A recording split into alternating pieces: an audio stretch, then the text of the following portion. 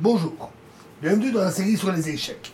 Donc nous continuons sur les exemples avec le pion passé qui n'a aucune chance d'arriver en dernière rangée, mais qui par la menace qu'il provoque mobilise les pièces adverses et il se sacrifie au moment opportun pour ouvrir la ligne d'attaque préparée pour une attaque par exemple sur le roi. Ici un exemple plus compliqué que le précédent qui a été joué par Szabo contre Wade à Trejanski Teplice en 1949.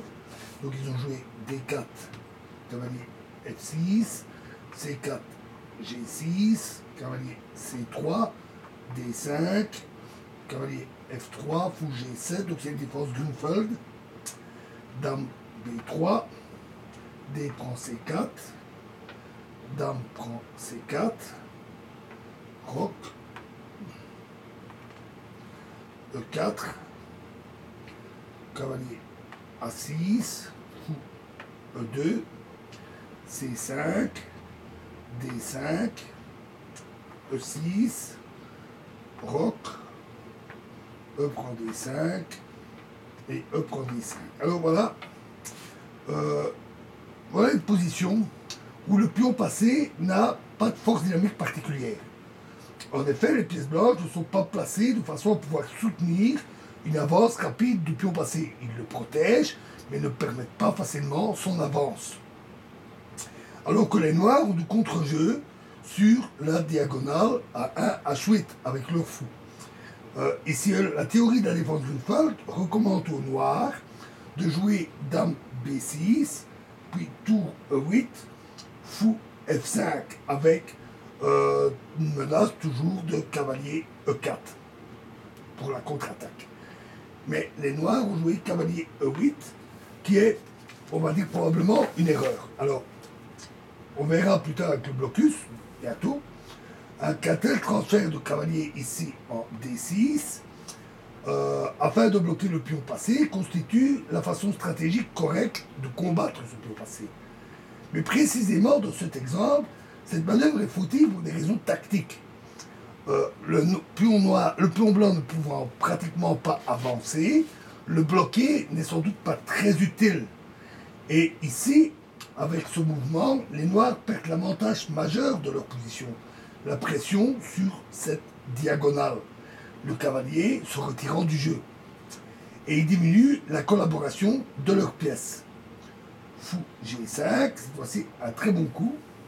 Alors maintenant, dame B6 échouerait sur fou E7 et la tour tombe. Donc F6,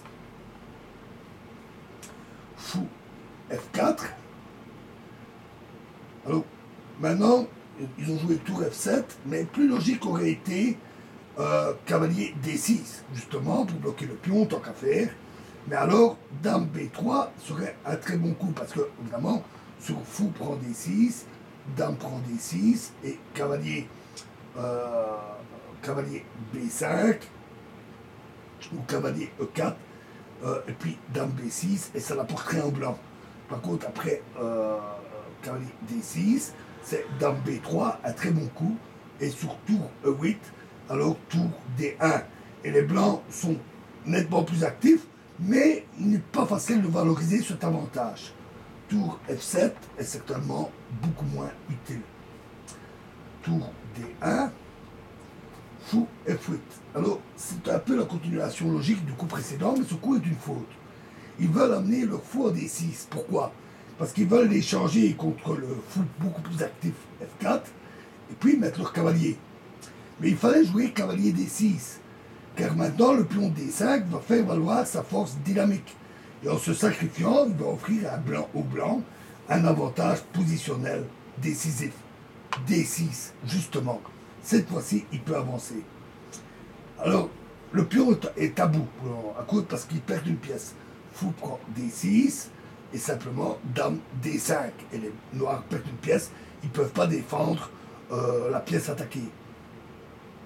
Donc, cavalier G7 est un très bon coup. Les noirs visent maintenant un regroupement par fou E6, puis tour D7. Après quoi, les blancs ne pourraient pas vraiment éviter la perte de leur pion, du pion passé et sans gagner grand avantage. Mais grâce au coup que les blancs vont jouer maintenant, les blancs vont anéantir ce projet des noirs.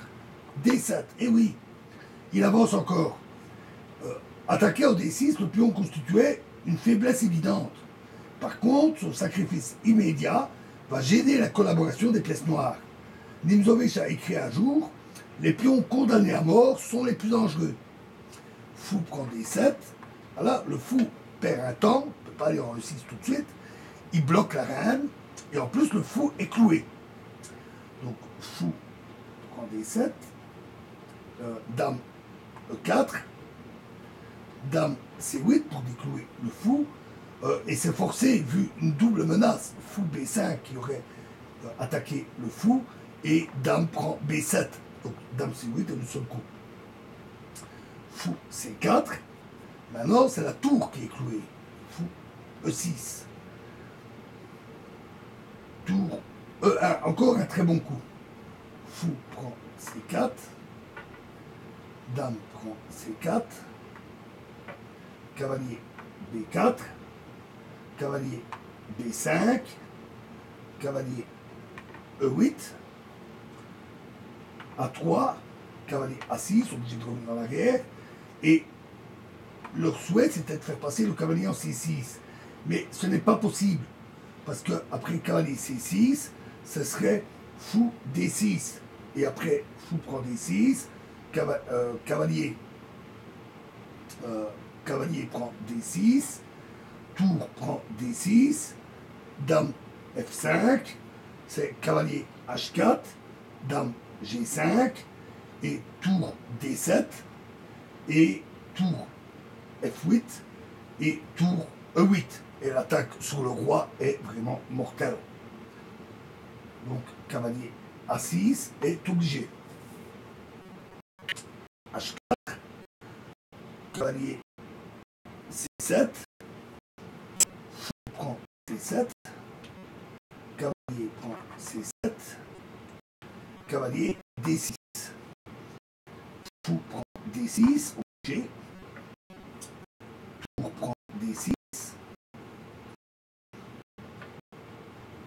Maintenant, cavalier E8 mènerait à une perte rapide après tour E6, suivi de tour E7.